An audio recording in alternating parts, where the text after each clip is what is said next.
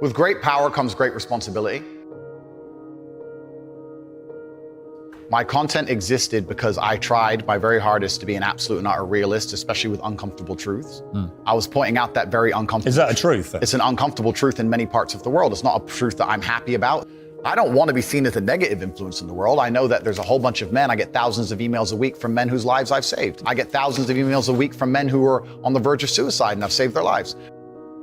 I believe in protecting and providing. I've been misunderstood. I don't want anybody to be offended by anything I say. I want to be a positive force in the world. I don't want anybody to hear what I say and make them feel bad about themselves. I want all people to live righteous and good, whether they're male or female. I think righteous is living true to your heart and knowing that you're doing good by people, not snaking anybody, not lying to anybody. I know I live a very righteous life. The government is not capable of helping the poor. And this is why it's so important as a person, you take personal responsibility and understand you're living in a world where the matrix can be cracked. You can make a bunch of money, but you need to take responsibility and do it. I refuse to accept that there are people out there who cannot become happy, contented individuals. I refuse to accept we live in a world where God has created people who, no matter how hard they work and how good their life becomes, can't be happy. I don't accept that. I accept that the universe is a very giving place and that God loves all of us. And if you try your best and you work hard, you can become a better person. I'm telling the younger generation that if they don't get up and work hard and make sure that they're important, that the world's not going to give a shit about them. 99% of my content was aimed at men, telling them the truth, saying that as a man, you're born with no inherent value. You have to become important. You have to go through some pain or go through some suffering to make people care about you. Otherwise, you're not going to matter. As a dude, if you walk into the party and you've put no effort into your life, nobody gives a shit. Nobody cares about you. And every man out here knows. And one of the great things about the masculine journey and masculinity is that we've all lived a semi-similar story. It's kind of cool. Like, we've all been the teenager, gets heartbroken. We've all been unimportant. We've all like worked hard and then started to get some clout. And then we've all kind of lived the same kind of journey. So I say to everybody out there, yeah, if you don't follow that path and follow that journey and in one way or another get to the top, whether it's fighting, whether it's comedy, whether it's musician, whatever it is, if you're just going to stay somewhere near the bottom and then at the age of 44, email me saying I'm depressed, well, of course you're depressed. Loser. Yeah. But that was your choice because you have to build yourself as a man. And if you decide not to build yourself, then your life's going to suck. My main message is to resist a slave mind, to understand that every single thing you're being told has an agenda behind it or you wouldn't be told it otherwise, to examine every strongly held belief you have and try and identify where it comes from and why you have it. I sit and argue with people, I discuss things with people, and they so fervently believe a point.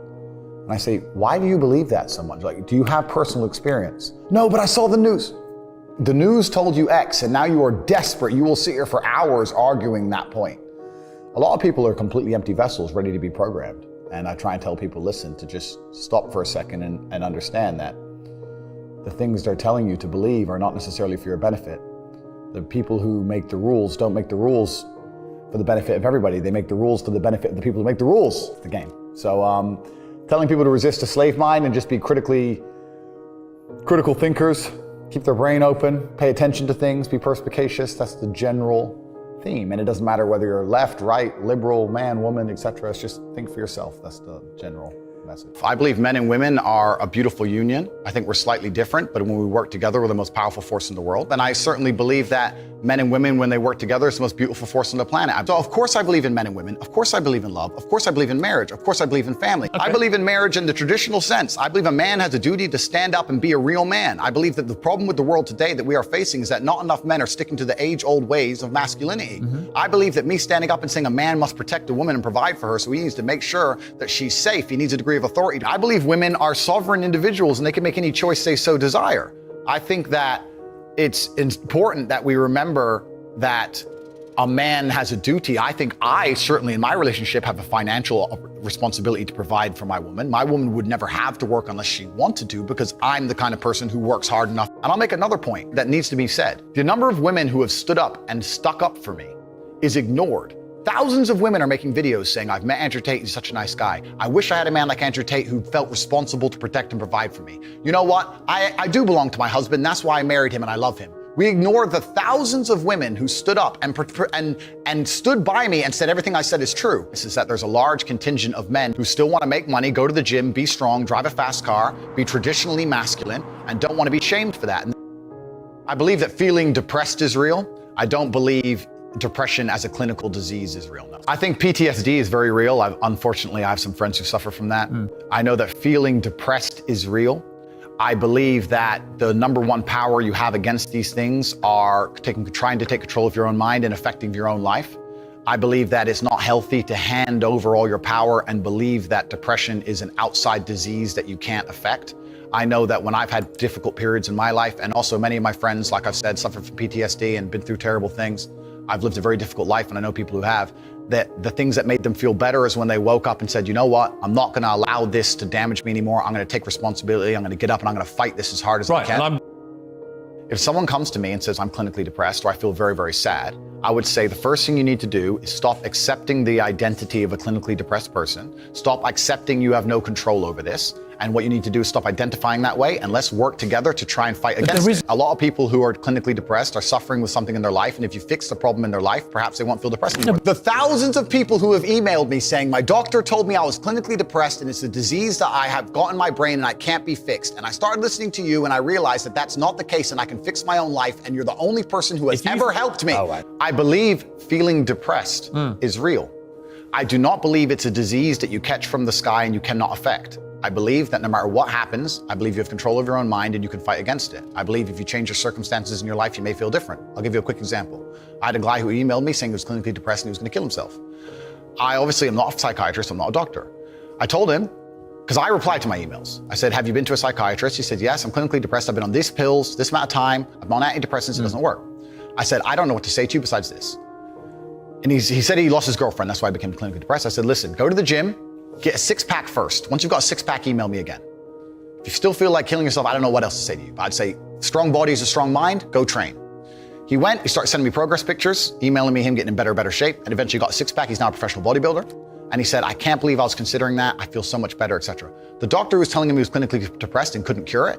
He started taking control of his own life, and now he felt better. That if somebody has depression of any kind, whether it's clinical, whether it exists or not, whether they feel depressed or not, whatever, that taking control of their life, taking personal responsibility and working hard is always gonna be the positive, best thing they can possibly do for their life going forward. How positive is it? Them. Of course, money can't buy happiness, I agree. But money is the third most important thing in the world. First is your health, because you have nothing if you're gonna die. Second is your relationships, because you need love and family, that matters the most. But money can buy everything else. So money's the third most important thing. The average people come to me and say, what do I do? I'm just the average guy. And my only answer is stop being the average guy. It's my only answer. You can't just be the average guy anymore. The idea from the 1950s that you can just be the normal, average, law-abiding, hard-working citizen and you'll have a good life is gone. Any man out here who goes, I'm just gonna work hard, do my bit, and obey the laws, and I'll have a good life. No, you won't. No, you will not.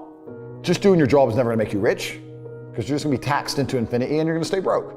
So just obeying laws and doing your job now has set you up to be a peon and a slave for eternity. You have to get yourself in a position where you're making enough money.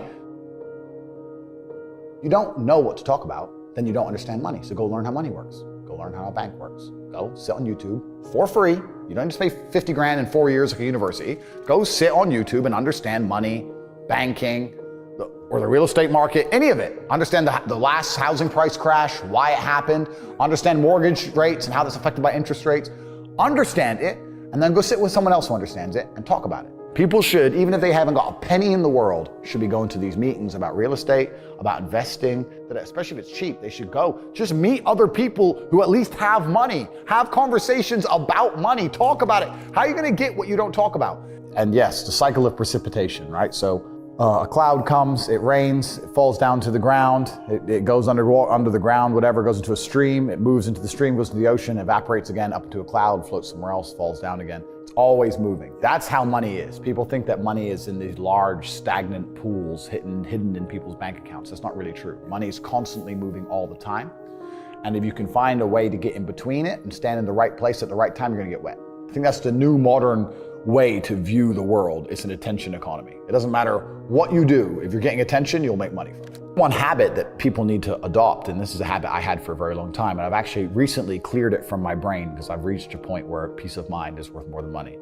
But every single time money is spent, you need to identify how your money was taken from you. And I say taken because money can't be made. Money is taken.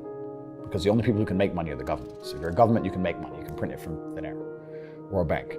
But if you're a person, you're not making money. You're convincing other people to give it to you. You're taking money from others. So every single time you spend money on anything, you need to identify how it was taken from you. When you go and buy a coffee, don't just go buy the coffee and sit down. Sit and say, why did I buy this coffee? Okay, I really wanted coffee. Yeah, but then why did I go into this store and not that store? Is it better advertising? Does it have less of a line? Do they have seating? How did they convince me to come in here? How much did this coffee cost? £6. What's the profit margin on that? Probably £5.50, £5.80 probably by the time. The cup probably costs more than the coffee. The coffee is just water. How did they convince me to spend £6 in this place? And when you sit there and analyze and you all start to learn little lessons about business, you'll learn about the importance of the signage. You'll learn about the importance of there being no queue. Yeah. So that if you ever run a business, I'm telling you, I say with my business, my people all the time, faster. All the time, quicker. Yeah. Like I have a couple businesses that are physical. I'm like, I don't want to see a line. I don't want it to see empty because it looks bad. So when there's lines, you work fast. When we're down to 1 or 2 people, you take your time, you talk to the customer. Right. You keep it so there's like always one person at the thing. Like manage the line. Like people don't think about this stuff. No one's gonna sit and wait in a long queue. Maybe some idiots will, but people like me won't. We got shit to do, right? My time's worth money. I'm not gonna stand and wait in line. So you have to identify how your money is taken from you. If you start doing that with every single time you spend anything ever, you're gonna start to identify business opportunities and you're gonna sit there and you're gonna have coffee and you're gonna go, you know what? They could have sold cake and they didn't. Could I outcompete this place? Let's imagine I had the money to start a coffee shop right next door. How would I outcompete them? Well, I'd have cake because they don't have cake. Also, most people in here are businessmen. And the guy serving some dude. No, we need a cute waitress. His ass is fired. We need a chick. Put a chick here, put some cake in. Financial Times, business people in. People don't even think about this stuff. They don't use their brain ever. They don't ever look around and realize how they're spending their money. They don't look around and look at which businesses are successful. They don't look around and pay attention to anything. They don't look at the world and all the things that are happening and how it can benefit them. None of it. They don't look at any of it. They're too busy following the circus. This is why it's clown world. I was walking to college with a couple of my friends and a Ferrari drove past. And I said, bro, you see that? And he goes, yeah, what about it? I said, doesn't that piss you off? I must be about 16. He goes, why? So this dude has 400 G's for a car, 400 grand. I'm walking 4 miles to college because my mom hasn't got any car. He has 400 grand. Do you think he works a job? Do you think he's behind a counter somewhere? He knows something about the world that I don't know. And they were like, well, he's rich. I'm like, yeah, I know. I didn't say he wasn't rich, dummy. I'm saying he knows something about the world I don't know. And I was intrigued and it angered me. I couldn't sleep for weeks. I was pissed off. Every time I saw somebody with genuine money, I understood that everything I was being told and taught and they were trying to make me believe just simply wasn't true. I was like, none of these people are getting these things by following the path that the system is trying to make me follow. And everybody intrinsically knows this. If you go to if you're at a BP, you're at a petrol station, and I pull up in my Lamborghini, nobody goes, wow, he went to school. Yeah. He studied hard. And they do that because they know that the easiest way to amass wealth is to break the rules, because the rules are not designed to allow most people to make money. You can make money within the rules, of course you can, but most people don't. Most people who follow the path work, consume, die. That's it. So I always knew the same thing as you, and I knew there had to be another way. I knew that just working for money was a paradigm that wasn't true. And then you understand making your money work for you, and you understand delinking your time from money. Yeah. You start learning to understand these things, but eventually you build a system and you build an ecosystem like me. I have 60 or 70 people work for me all around the world, and things just happen and money just kind of appears as long as everything's well organized. I mean, in my experience, like imagine if I didn't have all this money and I had to go get a job again, I'd get a sales job because I've always been a salesman.